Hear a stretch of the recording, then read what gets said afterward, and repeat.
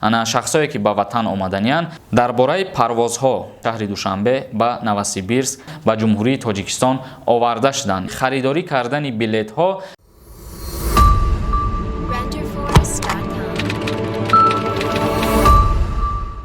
хушхабар аз рехтани мӯи сар, баровардани риш, доғи сафед дар пӯст, харобшавӣ, гирифтани вазн, баланд кардани қад танқисӣ мекашед ё дигар мушкилиҳо доред, бо маҳсулотҳои софсавдо роҳи ҳаллро меёбанд. барои дастрас кардани маҳсулотҳои лозимаатон метавонед ба рақамҳои дар экран буда дар тамос бошед. аз номи канали юристиҷей муроҷиат кунед ва ба худ тахфиф бигиред. бо софсавдо бошед. доставка дар шаҳри Москва дар 3 соат ва дигар шаҳрҳо бошад 3 ё 4 рӯз дастрас карда мешавад. ассалому алайкум ба ҳама тамошобинони барномаҳои канали юристиҷей, барномаҳои Сорбон Сафаров. пешай барномаро шурӯъ кардан ба шумо хотиррасон мекунем ки дар канали юристиҷей ҳатман обуна мешавем ва аз ҳама қонуну қоидаҳои ҷумҳурии Тоҷикистон, аз ҳама ҳуқуқу уҳдадориҳои шаҳрвандон ва аз ҳама хабарҳои ҷумҳурии Тоҷикистон бохабар мешавем. инак барномаро шурӯъ мекунем. боз дар мавзӯи рейсҳо ва парвозҳо суҳбат мегзаронем. камтар ҳозир ба шумо мефаҳмонем. мо якчанд рӯз пеш як навори пешкаши ҳамаи тамошобинон гардонда будем ки аз 25 июн аз ҷумҳурии Тоҷикистон ба Федератсияи Россия рейсҳо мешавад бо тавассути ширкатҳои Somon Air ва Togic Air.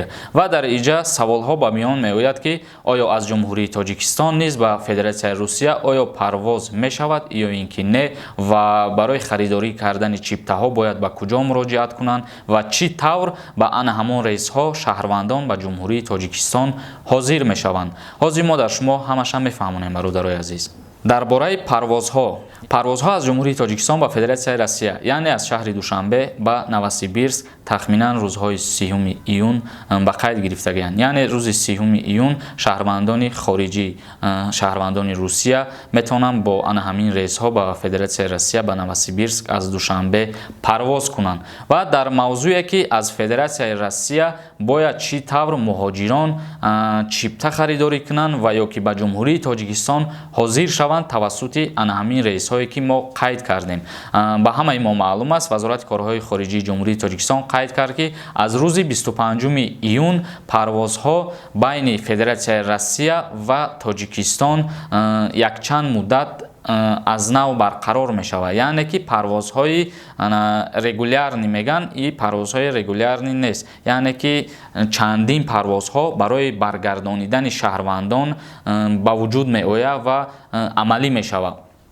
барои ба ана ҳамин парвозҳо дохил шудан шаҳрвандони ҷумҳурии Тоҷикистонро боис меояд ки ба сафоратхонаи ҷумҳурии Тоҷикистон дар шаҳри Москва ё ки дар Новосибирск ё ки дар Екатеринбург ё ки дар Казан ё ки дар Уфа муроҷиат кунанд. нафароне ки аз дарди дандон азият мекашанд ва ё мехоҳанд дандонҳои худро сафед бикунанд, пас ба рақамҳои дар экран буда дар тамос бошед. аз номи канали юристиҷей муроҷиат кунед, ба худ тахфиф бигиред. он бародарон дар шаҳри Москва қарор доранд. яъне ки ана ҳамин шаҳрҳое ки мо номбар кардем, ба посолствои ҷумҳурии Тоҷикистон дар ана ҳамон шаҳрҳо ҳар як шаҳрванди ҷумҳурии Тоҷикистон бояд муроҷиат кунад. яъне барои чӣ муроҷиат кунад? ана шахсое ки ба ватан омаданиянд ба посолство муроҷиат мекунанд ва посолство вай нафарора ба қайд мегирад, яъне рӯйхатшон мекунад. ва дар мавзӯи харидорӣ кардани билетҳо аз тарафи ана ҳамин шабакаи чартер Русия TJ ба тамошобинон ба хонандагон ахборот пешкаш мешавад. аз ана ҳамон рӯз баъд метавонен билет харидорӣ кунен. яъне ки баъзан нафаро савол метиҳанд ки оё мо ба фалон числоро агар билет харидорӣ кунем мо парвоз карда метавонем ё ки не. то анамон ахборот пешкаш шидана бародарои азиз харидорӣ накунем билет, ки мабодо гуфта намешавад бо билетотон месӯза. ва шахсое ки пеш билет харидагӣ буданд, ана ҳамон нафаро ба билетҳои пешинашон метавонанд ба ана ҳамин рейсҳо дохил шаванд. ва шахсое ки хичонан номнавис кардагиянд ба қайд гирифтагиянд. ва боз шахсое оварда мешаванд ки кӯдакҳои хурдсол доранд, беморон ҳастанд ва донишҷӯёне ки таҳсила дар Россия анҷом додагияну таътили тобистона ва ёро ҷавоб додагиянд. ва ана ҳамон шахсон низ ба ҷумҳурии Тоҷикистон омада метавонанд. дар мавзӯи дигар шахсиятҳо аз ана ҳамон сомонае ки мо номша гирифтем, барои харидорӣ кардани билет ахборот пешкаш мешавад. ва аз ана ҳамон рӯзе ки ахборот пешкаш шуд баҳри ҳама, аз ҳамон рӯз шумо метавонед харидорӣ кунед билета бародарои азиз. ва як чизи дигара қайд мекунем ки худи ана ҳамин имрӯз аз шаҳри душанбе ба новосибирск ва екатеринбург рейс мешавад. бародарои азиз, ана ҳамин имрӯз соатҳои 2:25 ба вақти ҷумҳурии тоҷикистон аз шаҳри душанбе ба новосибирск ва екатеринбург рейс мешавад ва ҳамин хел якчанд рейс ба федератсияи россия мешавад. мумкин 5 рейс шава, мумкин 10 рейс шава, лек рейсҳои мақсад муваққатиян. ин рейсҳо ба анҷом мерасанд то шаҳрвандора баргардонидан. ҳоло он ки границаҳо ҳуй шидагӣ нестанд ҳамашон ва парвозҳо оғоз шидагӣ нестанд. ин парвозҳое ҳастае ки барои шаҳрвандора баргардонидан ба ватанай бародаро ва парвозҳо байни ҷумҳурии узбекистон ва ҷумҳурии тоҷикистон байни аэропортҳо аз рӯзи 1 июл шурӯъ мешавад. яъне ки парвозҳо байни анамин ду давлат ва дубай оғоз мешавад аз 1 июл ва ба дигар ҷойҳое ки парвозҳо ҳастанд ва ё парвозҳои мақсад барои баргардонидани шаҳрвандои ҷумҳурии тоҷикистон.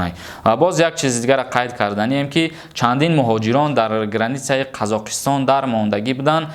ҷумҳурии тоҷикистон вазорати корҳои хориҷӣ тасмим гирифт ки ҳамон муҳоҷиронро барбигардона аз рӯзи 19 июн, яъне аллакай 3 рӯз гузашт. аз рӯзи 19 июн то ҳамин имрӯз 630 нафар муҳоҷире ки дар границаи қазоқистон дар мондагӣ буданд ба ҷумҳурии тоҷикистон оварда шуданд. яъне ки бо воситаи автобусҳо, микроавтобусҳо аз марзи қазоқистон ба узбекистон гузашта ва баъдан аз узбекистон ба ҷумҳурии тоҷикистон ҳамвора дохил карданд ба воситаи 14 дона автобус. ва иншааллоҳ худованд розӣ боша, ин мушкилиҳо ин рӯзҳо ҳамаш паси сар мешавад.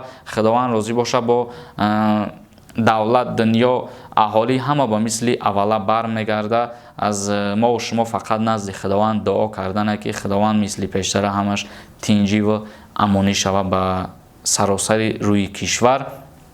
ва ногуфта намонем бародарои азиз, дар канали Юристиҷа обуна шавен, аз ана ҳамин гуна хабарҳо сари вақт бохабар мешен. мо кӯшиш мекунем ки ҳар хабаре ки баҳри муҳоҷирон тааллуқ дора ё баҳри дигар чиз ба шумо сари вақт пешкаш бигардонем. агар ки ягон савол дошта бошен, саволтона метавонед инҷа дар инстаграми ма обуна шавен, ба ма пешкаш бигардонед. боварӣ дорам ки аз ана ҳамин рӯза мавзӯи мо дар бораи парвозҳо аз ҷумҳурии тоҷикистон ба федератсияи россия ё ки муҳоҷирои дармонда дар қазоқистон, умуман дар бораи ҳама шумо бохабар шиден.